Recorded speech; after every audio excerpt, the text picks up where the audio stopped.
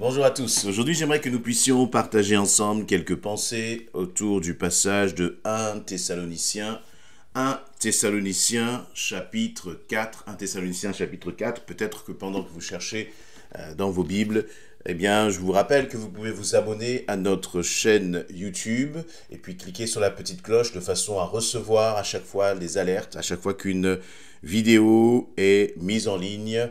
Voilà. Au reste, frères, donc je lis 1 Thessaloniciens chapitre 4, au reste, frères, puisque vous avez appris de nous comment vous devez vous conduire et plaire à Dieu, et que c'est là ce que vous faites, nous vous prions et nous vous en conjurons au nom du Seigneur Jésus de marcher à cet égard de progrès en progrès. Vous savez en effet quels préceptes nous vous avons donnés de la part du Seigneur Jésus. Ce que Dieu veut, c'est votre sanctification. C'est que vous vous absteniez de l'impudicité. C'est que chacun de vous sache posséder son corps dans la sainteté et l'honnêteté, sans vous livrer à une convoitise passionnée, comme font les païens qui ne connaissent pas Dieu. C'est que personne n'use envers son frère de fraude, de cupidité dans les affaires, parce que le Seigneur tire vengeance de toutes ces choses, comme nous vous l'avons déjà dit et attesté. Car Dieu ne nous a pas appelés à l'impureté, mais à la sanctification. Celui donc qui rejette ces préceptes ne rejette pas un homme, mais Dieu qui vous a donné son Saint-Esprit. Amen. Dans ce passage, l'apôtre Paul écrit aux chrétiens de Thessalonique, et à travers ces paroles, il nous enseigne ceci, c'est que, nous devons avoir une façon de nous conduire. Même si nous sommes sauvés par grâce, c'est-à-dire que nous ne sommes pas sauvés à cause de nos bonnes actions ou grâce à nos bonnes actions, mais nous sommes simplement sauvés par ce que Dieu nous aime et que nous avons accepté, reçu cet amour. Nous sommes sauvés sans aucun mérite. Et donc, c'est cela que signifie être sauvé par la grâce. Eh bien, ce n'est pas une raison pour nous comporter et nous conduire d'une façon qui déplaît à Dieu. Et donc, Paul va dire au contraire, nous devons nous conduire d'une façon qui plaît à Dieu. Voyez, la Bible, la vie chrétienne n'est pas une vie de dogmes, de traditions et de règles à suivre, mais c'est plutôt une vie de principe avec un principe principal qui va consister à agir pour plaire à Dieu, à ne plus agir pour nous plaire à nous-mêmes, à ne plus agir selon nos propres conceptions, mais à prendre des décisions, à se comporter en se posant cette question: Seigneur, est-ce que je te fais plaisir? Parce que c'est mon désir. Et donc il va dire, vous devez vous conduire et plaire à Dieu. Et voici ce que vous avez appris de nous. Et ce qui est intéressant, c'est que Paul n'est pas dans l'enseignement de la théorie ou voyez, il enseigne la doctrine chrétienne de façon à ce que celle-ci puisse avoir un impact dans les vies, une transformation dans notre conduite. Est-ce que ta vie avec le Seigneur a un réel impact dans ta façon de te comporter? Est-ce que, par exemple, par rapport à certains traits de ton caractère, tu te dis, c'est comme ça que je suis, peut-être dans la colère, peut-être dans une forme parfois d'égoïsme, ou je ne sais pas quels défauts nous pouvons avoir les uns et les autres, mais est-ce que face à ces défauts, face à ces mauvaises habitudes et ces mauvaises attitudes dont nous héritons du passé, nous nous disons, c'est comme ça que je suis, c'est toujours comme ça que je l'ai fait, ou au contraire, nous nous disons, Seigneur, dans ce domaine de ma vie, je veux désormais te plaire. Et c'est ce que Paul enseigne et encourage l'église de Thessalonique à tel point qu'il va dire toujours dans ce verset 1, c'est nous vous en prions et nous vous en conjurons, c'est-à-dire qu'il supplie même ces chrétiens d'avoir justement une attitude qui soit à l'égard de Jésus-Christ, une attitude qui lui soit agréable. Et leur dit de marcher à cet égard de progrès en progrès. Et c'est sur ce point que je voudrais nous encourager, sur lequel je voudrais nous encourager. Est-ce que dans ta vie chrétienne,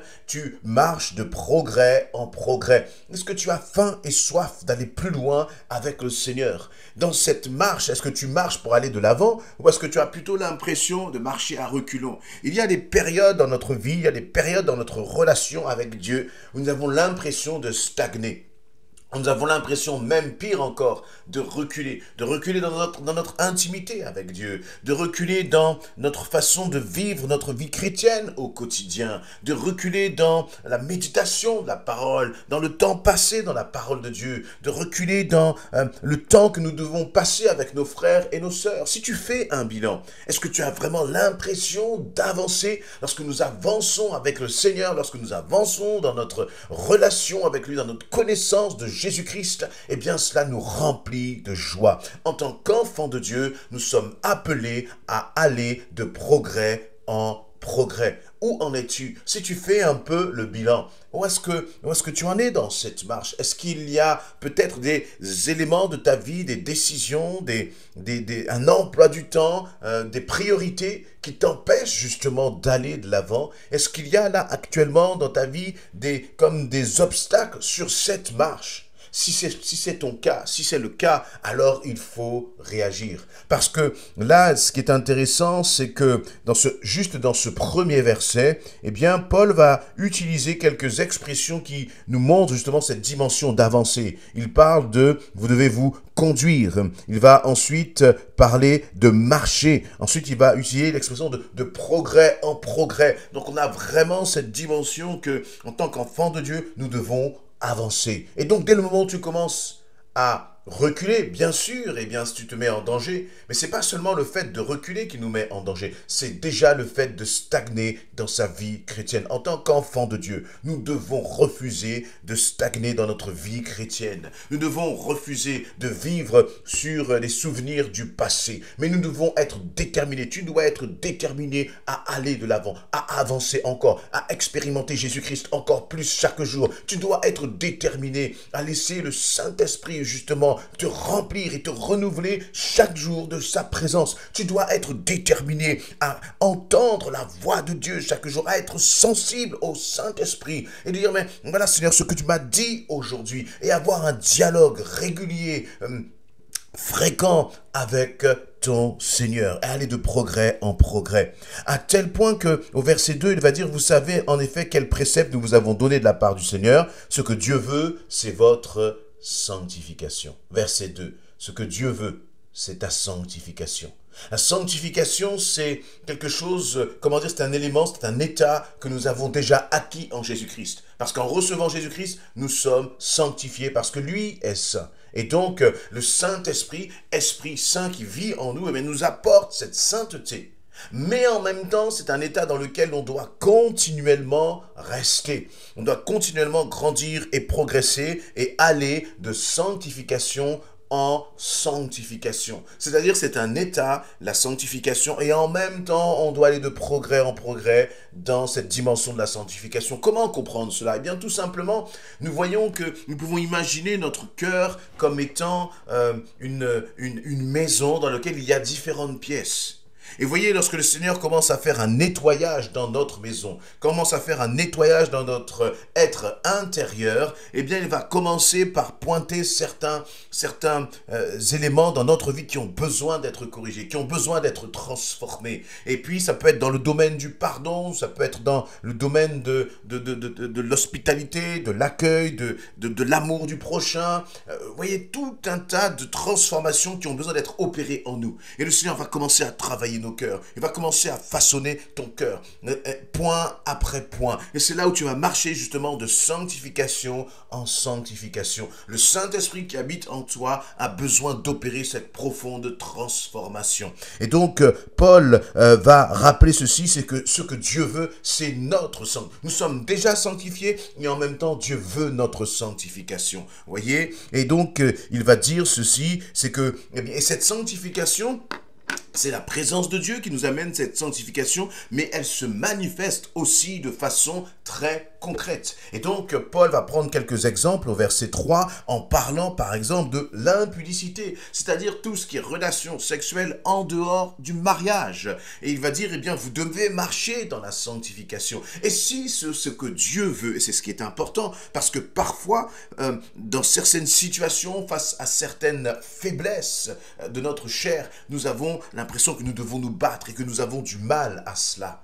Mais si tu veux résister, tenir ferme face au péché, face à la tentation, sache que tu n'es pas seul dans ce combat, mais que le Seigneur est avec toi. Et c'est pour ça que cette pensée elle est importante. Ce que Dieu veut, c'est ta sanctification. C'est-à-dire que la sanctification, ce n'est pas seulement le désir d'un homme. Ce n'est pas seulement un pasteur qui te dit « tu dois être sanctifié ». Non, c'est bien plus profond que cela. C'est Dieu lui-même qui te dit « si tu veux me plaire, il faut que tu marches dans la sanctification. Si tu veux me plaire, il va falloir que tu sortes du chemin de l'impudicité. Si tu veux me plaire, dit le Seigneur, il va falloir que tu marches dans la sainteté. Il va falloir que tu marches dans l'honnêteté. » Dans ce sens-là, l'honnêteté, dans le verset 4, cela signifie eh bien, ne pas être un chrétien d'apparence, ne pas être un chrétien qui est beau à l'église et qui est laid à l'intérieur.